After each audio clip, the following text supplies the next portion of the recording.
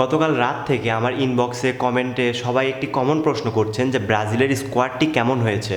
ব্রাজিলের স্কোয়াড মূলত কখনোই খারাপ হয় না, খারাপ হয় ব্রাজিলের ম্যানেজমেন্ট। কার্লো আনচেলত্তির অধীনে প্রথমবারের মতো খেলতে যাচ্ছে ব্রাজিল ন্যাশনাল টিম এবং কার্লো আনচেলত্তি প্রথমবারের মতো ব্রাজিলের স্কোয়াড ঘোষণা করেছে। এরই মাধ্যমে লম্বা সময় পরে দলে জায়গা পেয়েছে ক্যাসিমিরো, মার্টিনেল্লি, রিচার্লিসনদের মতো ফুটবলাররা। তবে দলে জায়গা হয়নি রদ্রিগো এবং নেইমারের। রদ্রিগো তো ইনজুরিতে রয়েছে, সেটা মোটামুটি সবাই জানে, কিন্তু নেইমারকে কি কারণে স্কোয়াডে রাখা হলো না। নেইমারকে যেই কারণে স্কোয়াডে রাখা হয়নি এই বিষয়ে কোচ কার্লো আনচেলত্তি নিজে বলেছে যে নেইমার ইনজুরি থেকে কামব্যাক করেছে, এটা ঠিক, কিন্তু সে এখনও ফিট হতে পারেনি, সে এখনও প্রপারলি ফিট নয় খেলার জন্য।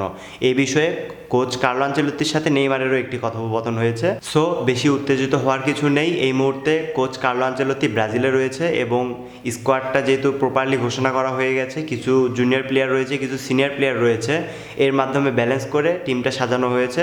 এবং দেখা যাক কার্লো আনচেলত্তি তার ব্রাজিলের হয়ে প্রথম ম্যাচটি কীভাবে খেলায়, তার ট্যাকটিক্সটা কী হয়। সম্ভবত হতে পারে 4-2-3-1 যে ফরম্যাটটা প্রথম টিতে সাজিয়েছিল, যেহেতু ব্রাজিল দলে ফরওয়ার্ডের সংখ্যা বেশি সেহেতু ফরওয়ার্ড বেশি খেলাতে হয়। আমার পার্সোনালি মনে হয় যেই কোচ যেই ট্যাকটিক্সে খেলিয়ে সফল হয়েছে তার সেই ট্যাকটিক্সেই খেলানো উচিত।